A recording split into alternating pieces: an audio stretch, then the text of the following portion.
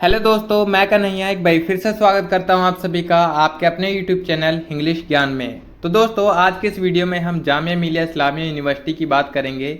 अगर आप जामिया मिलिया इस्लामिया यूनिवर्सिटी में बीएड एंट्रेंस एग्ज़ाम का पेपर देना चाहते हैं और आप इसमें एडमिशन लेना चाहते हैं तो आपको किस तरह से क्या क्या चीज़ें फॉलो करनी पड़ेंगी और इसका रजिस्ट्रेशन प्रोसेस क्या रहता है, कब से इसके रजिस्ट्रेशन स्टार्ट होते हैं, रजिस्ट्रेशन फ़ी क्या होती है, किस तरह से आपको एग्ज़ाम देने जाना पड़ता है और क्या से एग्ज़ाम होता है, प्लस जितनी भी चीज़ें होंगी आज की इस वीडियो में हम आपको क्लियर करेंगे। बाकी अगर आप चैनल पर नए हैं तो चैनल को सब्सक्राइब करके हमारे साथ जुड़ सकते हैं, क्योंकि यहाँ पे आपको CUET PG BEd entrance exam और साथ ही साथ Jamia Millia Islamia BEd entrance exam से जुड़ी हर एक अपडेट एंड जितनी भी प्रिपरेशन रिलेटेड वीडियोस हैं वो देखने को मिलती रहेंगी। तो चलिए वीडियो को शुरू करते हैं। तो अगर आप जामिया मिलिया इस्लामिया यूनिवर्सिटी में एडमिशन लेना चाहते हैं तो इसकी जो रजिस्ट्रेशन डेट है वो अन्य जो कोर्सेज होते हैं लाइक आपके CUET PG की बात करें तो उससे पहले ही इसका रजिस्ट्रेशन फॉर्म स्टार्ट हो जाते हैं और इसका जो एग्ज़ाम है वो भी आपका CUET से पहले कंडक्ट करवा लिया जाता है। तो अगर हम इसके रजिस्ट्रेशन डेट्स के बारे में बात करें तो आप यहाँ पे देख पाएंगे कि जो टेंटेटिव डेट्स होती हैं इसकी, लाइक हम ये लास्ट ईयर का उठा के आपको बता रहे हैं, क्योंकि इसकी जो टेंटेटिव डेट्स होते हैं या फिर जो रजिस्ट्रेशन स्टार्ट होते हैं वो सेम इसी मंथ से स्टार्ट हो जाते हैं और सेम एक मंथ के अंतर्गत आपके रजिस्ट्रेशन प्रोसेस खत्म हो जाता है और फिर उसके बाद आपके एग्जाम कंडक्ट करवा लिए जाते हैं जो कि आपके ऑफलाइन में होते हैं। बाकी हम सारी डिटेल्स आपको यहाँ पे एक एक करके बताएंगे। So let's see the registration dates first. So availability of the online prospectus, जो आपका ऑनलाइन प्रोस्पेक्टस होगा, लाइक ये जो मैं यहाँ पे ये जो PDF है ये आपके लास्ट ईयर की प्रोस्पेक्टस है ली गई है। तो आपके अप्रैल में आपका प्रोस्पेक्टस जारी कर दिया जाएगा जो लेटेस्ट होगा। इसके बाद जो ऑनलाइन सबमिशन रजिस्ट्रेशन फॉर्म होंगे वो आपके अप्रैल से ही चालू हो जाएंगे और फिर जो आपके ओपनिंग फॉर्म्स ऑफ एडिटिंग होंगे, लाइक आपका करेक्शन विंडो जो ओपन होगी, लाइक आपने अपने रजिस्ट्रेशन फॉर्म में अगर किसी प्रकार की कोई गलती कर दी है तो आप उसे एडिट कर पाएंगे। तो वो विंडो आपकी फिर एक हफ्ते के लिए फिर 5 दिनों के लिए ही कुछ खुलती है, तो वहाँ पे आप वो एडिट कर पाएंगे। ठीक है, उसके बाद फिर आपका एडमिट कार्ड मई में आ जाएगा, मिड में या फिर उसके 1-2 वीक ऊपर नीचे आप करके चल सकते हैं। तो मिड में आपका एडमिट कार्ड आ जाएगा और फिर आपको एंट्रेंस एग्ज़ाम देने जाना पड़ेगा जून में। और एंट्रेंस एग्ज़ाम जो होता है वो मैं आपको बता दूं कि हर एक यूनिवर्सिटी लाइक जो CUET PG होता है या फिर लास्ट ईयर DUET होता था, उनके एग्ज़ाम CBT मोड में कंडक्ट करवाए जाते थे, ऑनलाइन होते थे। बट जामिया मिलिया इस्लामिया यूनिवर्सिटी एक ऐसी यूनिवर्सिटी है जिसके जो बीएड एंट्रेंस एग्ज़ाम होते हैं या फिर जितने भी PG के एंट्रेंस एग्ज़ाम होते हैं वो सारे ऑफलाइन मोड में होते हैं।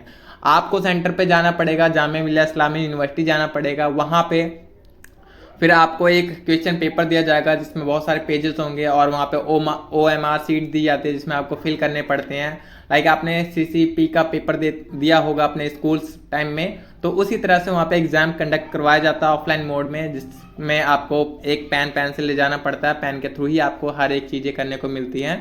तो इस तरह से आपका ऑफलाइन मोड में वहाँ पे एग्ज़ाम करवाया जाता है। बाकी फिर आपका जैसे एग्ज़ाम हो जाता है उसके 1 महीने बाद फिर आपका रिजल्ट आ जाता है और सितंबर अक्टूबर तक आपका जो पूरा एडमिशन का प्रोसेस है वो कंप्लीट हो जाता है। ठीक है, तो इस तरह से ये आपकी इंपॉर्टेंट डेट्स रहेंगी। बाकी अगर हम बात करें थोड़ा सा एग्जाम पैटर्न की, तो किस तरह से एग्जाम आते हैं, कितने क्वेश्चन होते हैं, कितना टाइम पीरियड मिलता है आपको, उसकी अगर हम बात करें तो यहाँ पे पहले मैं आपको बता देता हूँ कि जो आपका रजिस्ट्रेशन फॉर्म होगा उसकी फ़ी रहने वाली है 700 rupees and all other facilities centres BTech and BR इनके लिए 550 रुपीज़ रहने वाली है। इसके अलावा आपको जामिया मिलिया इस्लामिया में हॉस्टल फैसिलिटीज़ मिल जाती है। जो आउटसाइड कैंडिडेट्स होते हैं लाइक दिल्ली के बाहर से बिलोंग करते हैं तो उन्हें आपको हॉस्टल फैसिलिटीज़ भी यहाँ पे देखने को मिलती है। इसके अलावा बहुत सारी सुविधाएं आपको जामिया के अंतर्गत देखने को मिलती रहे।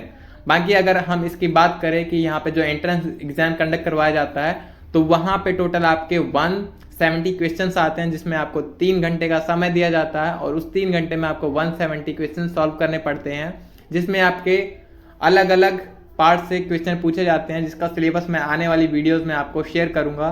और उसी सिलेबस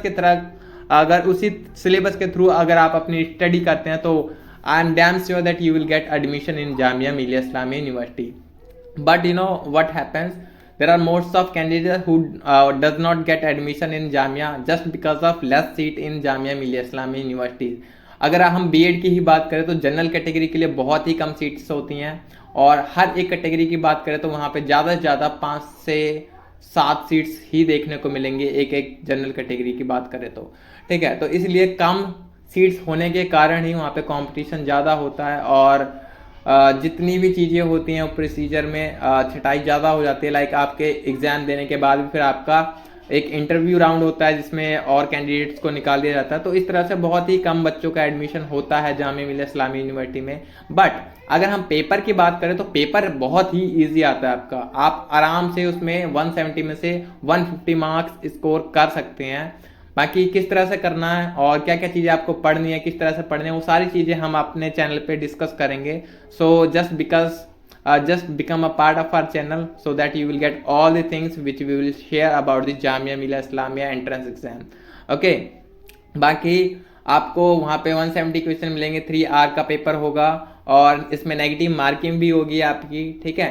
तो ये सारी चीज़ें रहने वाली है आपके एग्जाम में। बाकी सिलेबस जो रहने वाला है, कंसाइज सिलेबस रहने वाला है, क्या क्या चीज़ें आपको पढ़ने को होंगी, और लाइक हर एक यूनिवर्सिटी का एक कॉमन ही पैटर्न रहता है। बट मैं आपको डिटेल्स में बताऊंगा कि क्या क्या चीज़ें सिलेबस में पढ़नी है और क्या क्या कहाँ से पढ़नी है। लाइक आपको एनसीईआरटी में भी क्या क्या चीज़ें कहाँ से पढ़नी है, because I have given my self this exam and I know better that what are the things which they ask in the exam and from where we can prepare all those things. So I'll let you know all those things once you become a part of our channel, and just wait.